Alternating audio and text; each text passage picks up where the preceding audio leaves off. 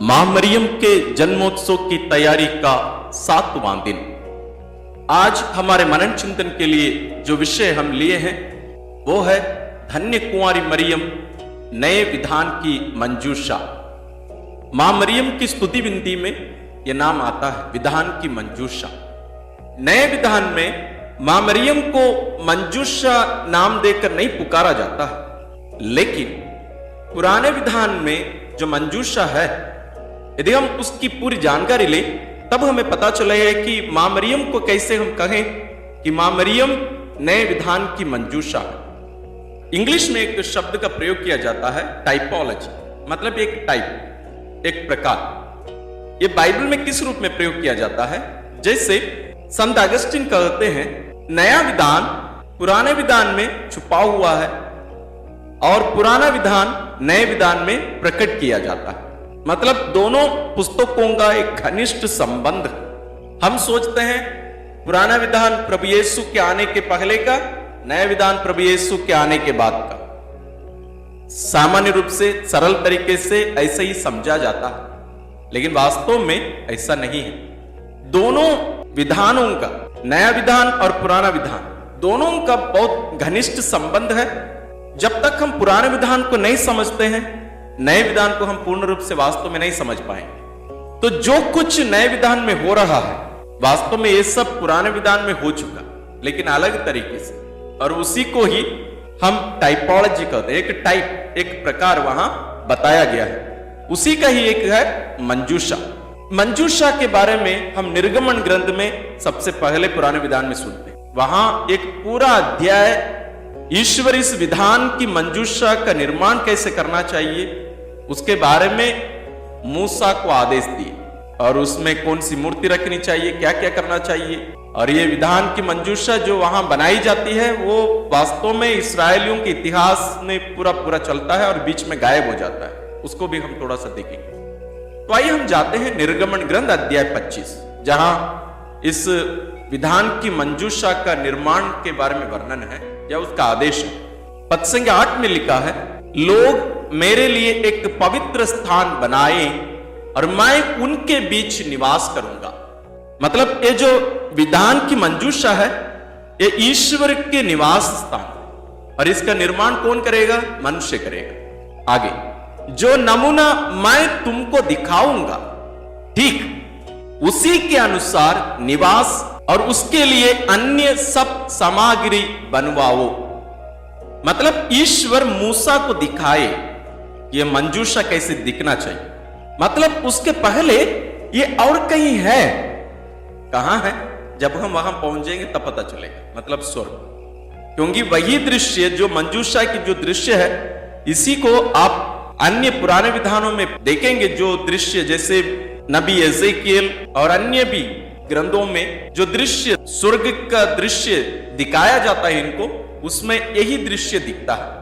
और पद संख्या 22 में लिखा है, मैं वहां तुमसे मिलूंगा और छादन फलक के ऊपर से, अर्थात विधान की मंजूषा पर स्थित उन दो केरूबों के बीच के स्थान से तुमको इस्राएलियों के लिए अपनी सब आज्ञाएं सुना दूंगा।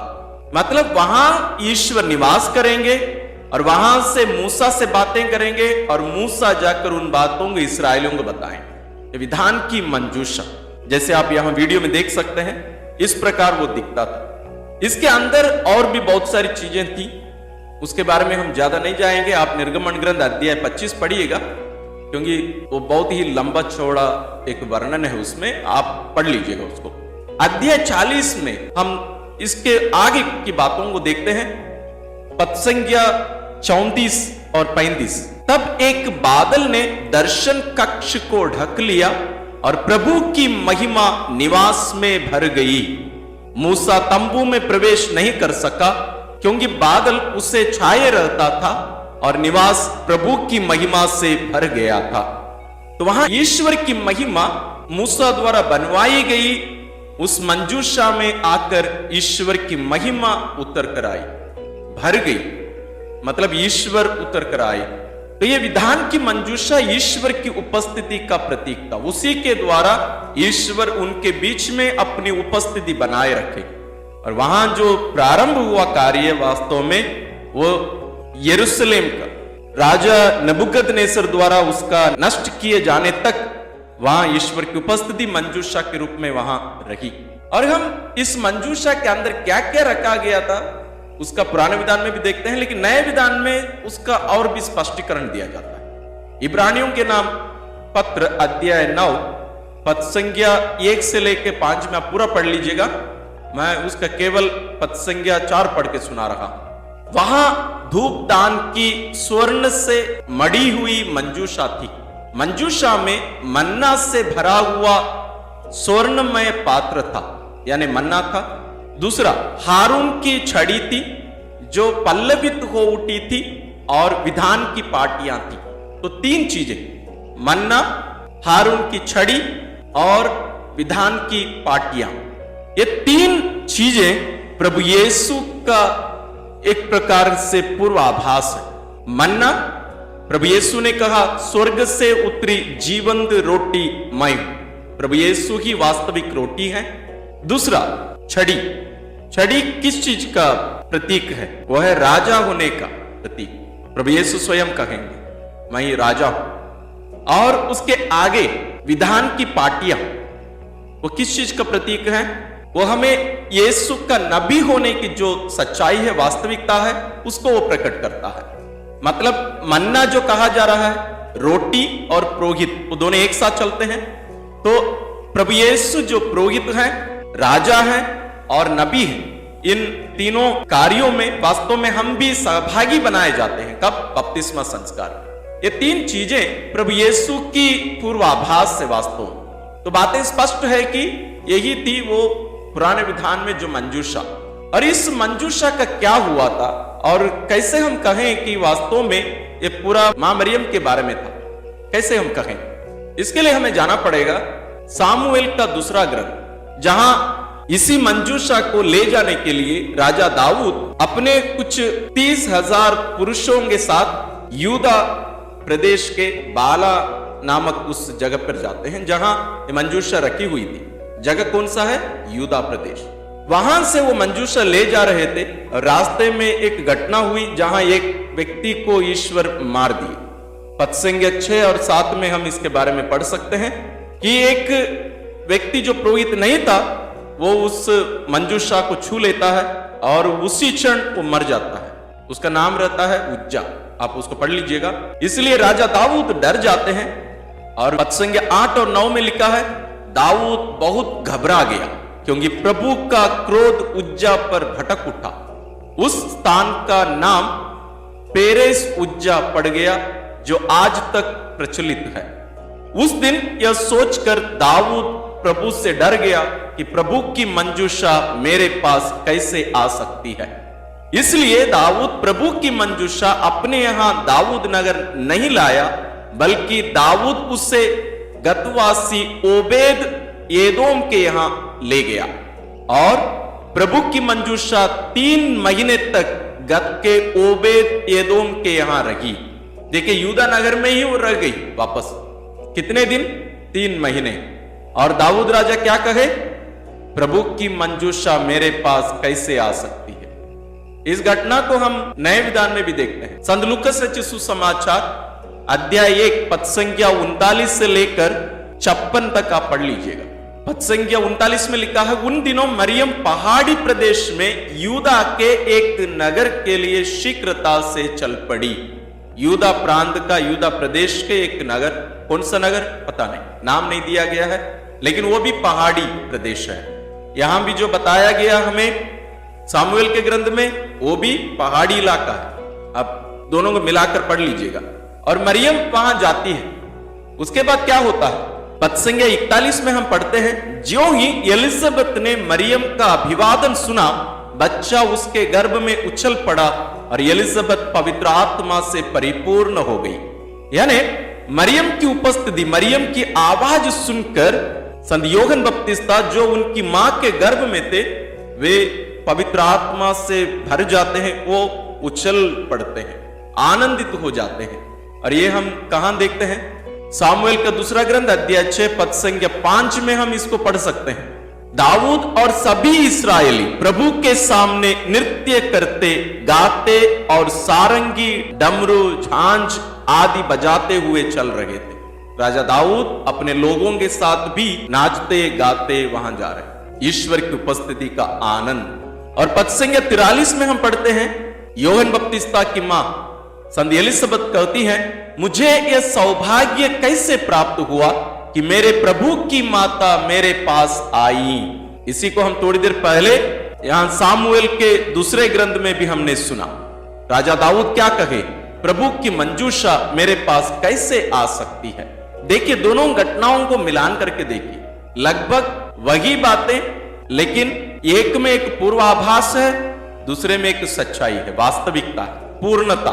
और वहां तक नहीं है, आप थोड़ा सा और आगे बढ़ेंगे तो और भी एक बहुत ही मजेदार बात हम लोगों को देखने को मिलती है। वो है, आप पुराने विधान में यानी सामुएल के दूसरे ग्रंथ अध्याय 6 जो घटना हम देख रहे थे, उसमें पद संख्या 11 में आप पढ़िए, प्रभु की मंजूषा 3 महीने तक गत के ओबेद एदोम के यहां रही, 3 महीने। और लूकास रचित सुसमाचार अध्याय 1 पद संख्या 56 में क्या लिखा है, लगभग 3 महीने एलिजाबेथ के साथ रहकर मरियम अपने घर लौट गई। अंग्रेजी में कहते हैं कोइंसिडेंस, मतलब ऐसे ही हो गया नहीं। देखिए, दोनों घटनाओं, मां मरियम गर्भवती है और गर्भ में कौन है, स्वयं प्रभु यीशु क्रिस्त, जिनका पूर्वाभास है यह मंजूषा, पुराने विधान की मंजूषा। और यहां वास्तविक मंजूषा हम लोगों को देखने को मिलता है। और पुराने विधान में जो मंजूषा थी वो वास्तव में गायब हो गई। कब? राजा नबूकदनेस्सर आकर यरूशलेम नगर को और मंदिर को नष्ट कर देते हैं। उसके कुछ दिन पहले ही नबी यिर्मयाह अपने कुछ साथियों के साथ इस मंजूषा को लेकर एक पहाड़ पर छुपा देते हैं। यह घटना घटती है ईसा पूर्व, पुराने विधान की बात है, 587 में, 587। इसके बारे में हम पढ़ सकते हैं मक्काबियों का दूसरा ग्रंथ अध्याय 2 में। यहां लिखा हुआ है पद संख्या 1 में, ग्रंथों में इसका उल्लेख किया गया है कि नबी यिर्मयाह ने निर्वासितों से कहा था कि वे आग का थोड़ा सा अंश अपने साथ ले जाए, जैसा कि उसका उल्लेख किया जा चुका है। उसको पूरा नहीं पढ़ रहा हूं मैं। पद संख्या 4 में लिखा है, उसी ग्रंथ में यह भी लिखा है कि नबी ने ईश्वर की प्रेरणा से विधान का तंबू और मंजूषा लाने और अपने पीछे ले जाने का आदेश दिया। तब वह उस पर्वत गया जिस पर चढ़कर मूसा ने ईश्वर की विरासत के दर्शन किए थे, सीनाई पर्वत। उसी पर्वत पर दोबारा नबी यिर्मयाह वही मंजूषा लेकर जाते हैं। पद संख्या 5, यहां यिर्मयाह को एक बड़ी गुफा मिली, उसने उसमें तंबू, मंजूषा और धूप वेदी रखवाई और उसको बंद कर दी, सील कर दी। पद संख्या 7 और 8 बहुत ही महत्वपूर्ण है। जब यिर्मयाह ने यह बात सुनी तो उसने उन्हें इस प्रकार डांटा, यह स्थान तब तक गुप्त रहेगा जब तक ईश्वर अपनी प्रजा को एकत्र ना करे और उन पर तरस ना खाए। उस समय प्रभु ये वस्तुएं दिखाएगा, तब बादल के साथ साथ प्रभु की महिमा प्रकट होगी, जैसी वह मूसा के समय प्रकट हुई थी। और उस समय जब सुलेमान ने मंदिर के भव्य प्रतिष्ठान के लिए प्रार्थना की थी, तो उस समय से किसी को मालूम नहीं था कि मंजूषा कहां गई। तब से लेकर कहीं भी मंजूषा दिखाई नहीं देती, लेकिन दिखती है कहां? नए विधान में, आखिरी पुस्तक में, प्रकाशना ग्रंथ अध्याय 11 पद संख्या 19। तब स्वर्ग में ईश्वर का मंदिर खुल गया और मंदिर में ईश्वर के विधान की मंजूषा दिखाई पड़ी। देखिए, स्वर्ग में ईश्वर का मंदिर खुल गया, तो स्वर्ग में भी एक मंदिर है, वो खुल जाता है और मंदिर में ईश्वर के विधान की मंजूषा दिखाई पड़ी। लेकिन हमारे मन में अभी एक प्रश्न उठेगा, तो मरियम और इसका क्या लेना देना है?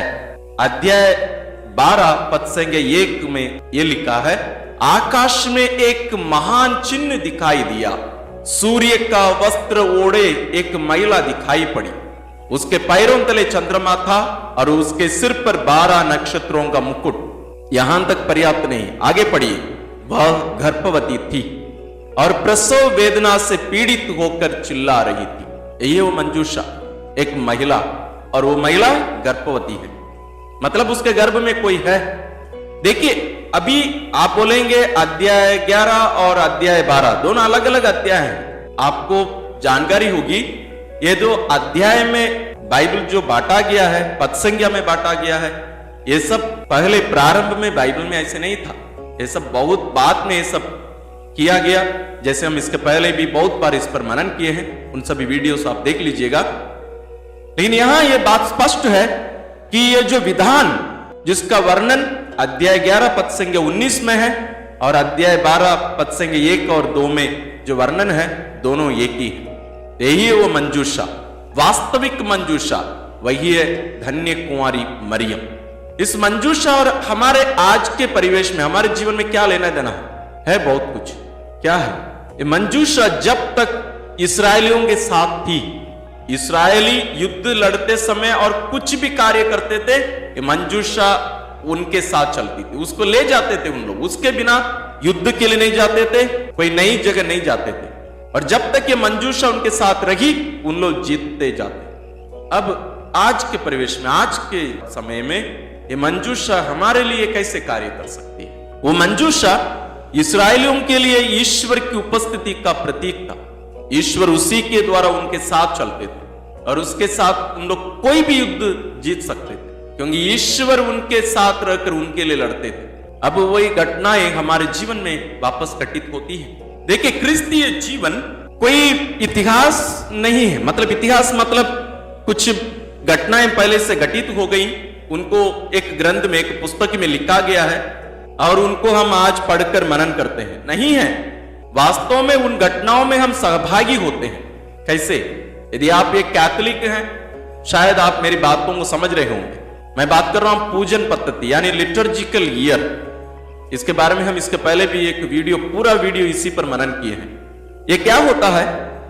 ये प्रभु यीशु के संपूर्ण जीवन को एक वर्ष के कालखंड में पूर्ण रूप से बांट कर रखा गया है। प्रभु यीशु के आगमन की तैयारी से लेकर आखिरी दिन तक, यानी प्रभु यीशु का क्रिस्त राजा के रूप में लौटने समय तक आगमन काल से प्रारंभ होता है, जहां हम प्रभु यीशु के जन्मोत्सव की तैयारी करते हैं। उस समय से लेकर हम देखेंगे कि हम हर घटना में हम भाग ले रहे हैं प्रभु यीशु के जीवन के, उनके जन्म, उनके कार्य, उनके मिशन, उनकी शिक्षा देने का, उनके दुख भोग, उनकी मृत्यु, उनके पुनरुत्थान, उनका स्वर्ग आरोहण, पेंतकोस्त, हर कार्य में, हर घटना में आप और मैं सहभागी बनाए जा रहे हैं ईश्वर द्वारा। तो ये हमारे जीवन में घटित होती हैं।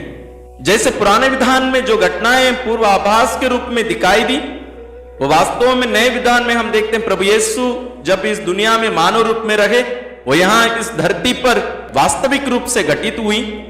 और आज ये तीनों बातें यानी पुराने घटनाएं आज वर्तमान बनाई जाती है और इसके साथ साथ भविष्य में जो स्वर्ग में होने वाली बातें हैं उसका भी पूर्वाभास इधर हमें दिया जाता है। तो भूतकाल, वर्तमान, भविष्य, ये तीनों इस लिटर्जिकल कैलेंडर में यानी पूजन पद्धति के इस कालखंड में एक हो जाते हैं। इसको हमें और भी गहरे रूप से मनन करने की जरूरत है, लेकिन हम मनन कर रहे हैं मां मरियम नए विधान की मंजूषा या विधान की मंजूषा। हमें इस मां के साथ चलने की जरूरत है। जिसके साथ मां रहती है वो कभी हार का सामना नहीं करेगा। जैसे पुराने विधान में हम देखते हैं, जब तक विधान की मंजूषा इस्राएलियों के साथ रही, उन लोगों को कोई नहीं हरा सकता था। इन लोग 1000 लोग जाकर 1 लाख लोगों के विरुद्ध में लड़ाई करके इन लोग जीत के आ सकते थे, क्योंकि ईश्वर उनके साथ रहकर उनके लिए लड़ते थे, जैसे मैं थोड़ी देर पहले भी कहा। और ना केवल लड़ने के लिए, बल्कि वो ईश्वर की उपस्थिति थी। और हमें भी आज भी ईश्वर विशेष रूप से प्रभु यीशु अपनी मां को हमारी मां के रूप में देखकर हमारे साथ मां को रहने और हमारे जीवन को, जो युद्ध हम वास्तव में लड़ रहे हैं इस दुनिया में, उस लड़ाई में भी यह संदूक या यह विधान की मंजूषा हमारे साथ रहकर इस युद्ध में हमारे साथ लड़ने और हमारे लिए लड़ने के लिए ईश्वर हमारे लिए दिए हैं। ईश्वर को धन्यवाद दें। और जब हम इसी नए विधान की मंजूषा यानी हमारी मां का जन्मोत्सव की तैयारी कर रहे हैं, हम इनके महानता को हम स्वीकार करें अपनाएं और माँ को हमारे साथ हमेशा रखें, ना केवल उनकी मध्यस्थता मांगे।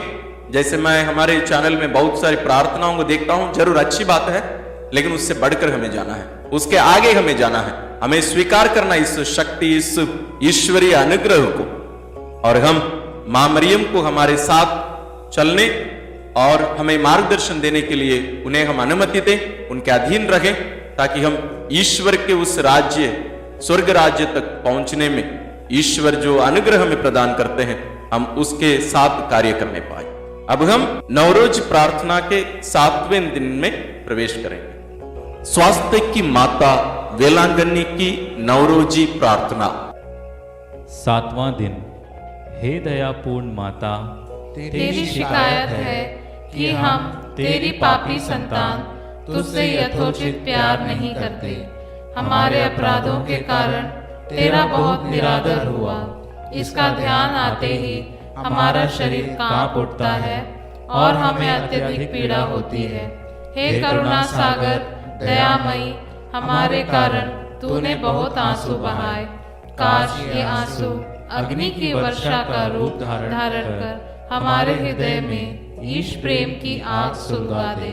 हम अपने कठोर पापों से घृणा करते हैं और प्रतिज्ञा करते हैं कि अब से आगे असीम भलाई और प्रेम मूर्ति ईश्वर का विरोध नहीं करेंगे। हे पवित्र माता, हमारी रक्षा कर।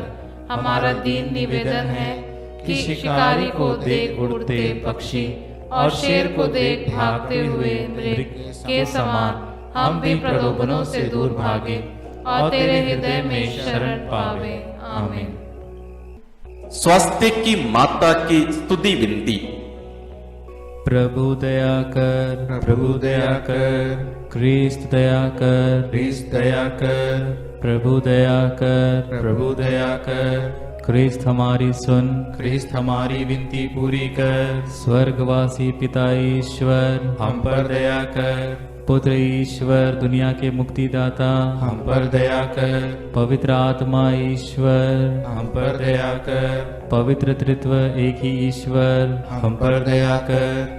आदि पाप रहित उत्पन्न मरिया, हे स्वास्थ्य की माता, हमारे लिए प्रार्थना कर। विश्व सृष्टि के पूर्व निश्चित, हे स्वास्थ्य की माता, हमारे लिए प्रार्थना कर। आदि में देवदूतों को सूचित, हे स्वास्थ्य की माता, हमारे लिए प्रार्थना कर। आदम को सूचित, हे स्वास्थ्य की माता, हमारे लिए प्रार्थना कर। पाप तम को दूर करने वाली प्रकाश पुंज, हे स्वास्थ्य की माता, हमारे लिए प्रार्थना कर। नबियों द्वारा भोर का तारा सूचित, हे स्वास्थ्य की माता, हमारे लिए प्रार्थना कर। लाभप्रद मेघ स्वरूप, हे स्वास्थ्य की माता, हमारे लिए प्रार्थना कर। भलाई के पात्र, हे स्वास्थ्य की माता, हमारे लिए प्रार्थना कर। धर्म पूर्वजों द्वारा प्रशंसित, हे स्वास्थ्य की माता, हमारे लिए प्रार्थना कर। शैतान का सिर कुचलने वाली, हे स्वास्थ्य की माता, हमारे लिए प्रार्थना कर। राजकुल में श्रेष्ठ वंशज, हे स्वास्थ्य की माता, हमारे लिए प्रार्थना कर। संत योखिम और अन्ना की पुत्री, हे स्वास्थ्य की माता, हमारे लिए प्रार्थना कर। विशेष प्रसाद स्वरूप जन्मी, हे स्वास्थ्य की माता, हमारे लिए प्रार्थना कर। दूतों और संतों से अधिक प्रज्वल, हे स्वास्थ्य की माता, हमारे लिए प्रार्थना कर। सर्वोत्तम भक्तिमय, हे स्वास्थ्य की माता, हमारे लिए प्रार्थना कर। ईश्वरीय अनुग्रह से प्रकाशित, हे स्वास्थ्य की माता, हमारे लिए प्रार्थना कर। ईश पुत्र से संयुक्त, हे स्वास्थ्य की माता, हमारे लिए प्रार्थना कर। सब संतों से श्रेष्ठ, हे स्वास्थ्य की माता, हमारे लिए प्रार्थना कर। जन्म से ही स्वर्गीय प्रकाश से भासित, हे स्वास्थ्य की माता, हमारे लिए प्रार्थना कर। तेरे जन्म पर स्वर्ग में जय जयकार हुआ, हे स्वास्थ्य की माता, हमारे लिए प्रार्थना कर। जन्मते ही ईश्वर को अर्पित, हे स्वास्थ्य की माता, हमारे लिए प्रार्थना कर। अत्यधिक धूरम नाम से सुसज्जित, हे स्वास्थ्य की माता, हमारे लिए प्रार्थना कर। बाल्यावस्था में ही मंदिर में अर्पित, हे स्वास्थ्य की माता, हमारे लिए प्रार्थना कर। सर्वश्रेष्ठ कुंवारी, हे स्वास्थ्य की माता, हमारे लिए प्रार्थना कर। सभी मठवासिनियों का आदर्श, हे स्वास्थ्य की माता, हमारे लिए प्रार्थना कर। पीड़ितों को धैर्य देने वाली हे स्वास्थ्य की माता, हमारे लिए प्रार्थना कर। अपने भक्तों का दृढ़ आसरा हे स्वास्थ्य की माता, हमारे लिए प्रार्थना कर। सब संतों का सरताज हे स्वास्थ्य की माता, हमारे लिए प्रार्थना कर। हे ईश्वर के मेमने जो संसार के पाप हर लेता है, प्रभु हमें क्षमा कर। हे ईश्वर के मेमने जो संसार के पाप हर लेता है, प्रभु हमारी प्रार्थना सुन। हे ईश्वर के मेमने जो संसार के पाप हर लेता है, हम पर दया कर। हम प्रार्थना करें। हे प्रभु ईश्वर, तूने निष्कलंक कुंवारी मरिया को सब कृपाओं से भूषित किया और तेरे पुत्र का पालन पोषण करने के लिए उसे चुन लिया। हमें यह कृपा दे कि हम उसकी प्रार्थना के द्वारा अकाल, युद्ध और सभी रोगों से मुक्त हो और आनंद के साथ स्वर्ग सिधार सके, हमारे प्रभु क्रिस्त के द्वारा। आमीन। वेलांगनी माता से रोगियों की प्रार्थना। हे कुंवारियों की कुंवारी, स्वास्थ्य की स्वामिनी, वेलांगनी में विराजमान ईश्वर की माता, तू मेरी आत्मा और शरीर का सहारा है। तेरी दया और शक्ति पर पूरी आशा रखकर मैं तेरे पास दौड़ आता हूँ। मेरा रोग दूर कर कि मैं तेरे पुत्र की और तेरी महिमा गाऊं। सभी रोगियों को ढाढ़स दिला।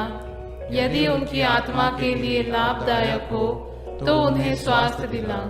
उनकी अच्छी मृत्यु के लिए सहायता कर। हे कृपामयी माता, मेरे कष्टों को दूर कर, अथवा हे स्वास्थ्य की माता, मुझे वह सहन शक्ति दे कि मैं सभी सांसारिक प्रलोभनों से बचकर अपनी आत्मा को तेरी इच्छा अनुसार पवित्र रखूं। हे दयामयी माता, तूने किसी भी याचक को इनकार नहीं किया। यह तो निश्चय है कि मेरे संकट में तू मेरी मदद करेगी। तू ही पीड़ितों की सहानुभूति है। इस निर्वासन में रोते अभागों के आंसू तू ही पोंछ सकती है। तू ही ख्रिस्तियों की सहायता है। ख्रिस्त की माता होने से तू ही ख्रिस्तियों के पक्ष में सिफारिश कर सकती है। हे दयामयी और शक्तिमती माता, हमारी देखभाल कर, कष्ट पीड़ा से हमारी रक्षा कर। हे स्वामिनी, प्रार्थना कर कि मैं परमेश्वर के साथ अनंत काल तक आनंद पाने के लिए अच्छा क्रिस्तीय जीवन बिता सकूं। आमीन। आत्मा शरीर की जरूरतों में प्रार्थना। मेरी स्वामिनी, तू ईश्वर द्वारा दिया गया मेरा सच्चा सहारा है।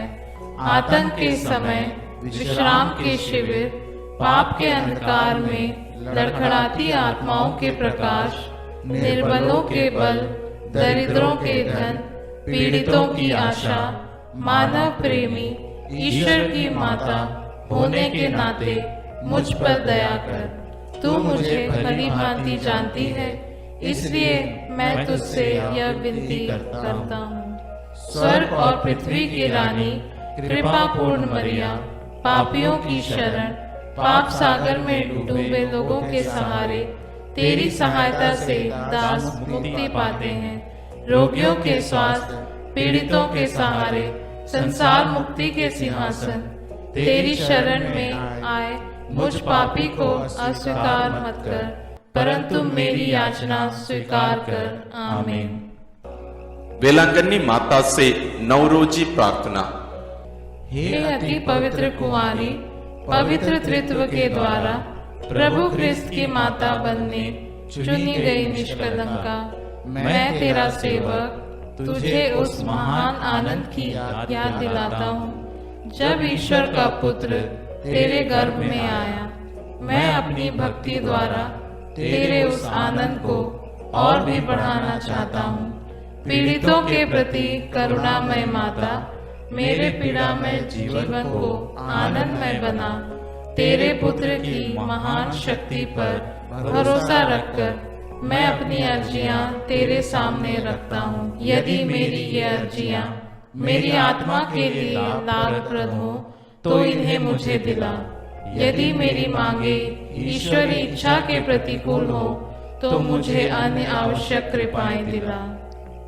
यहाँ अपनी मांगे रखें।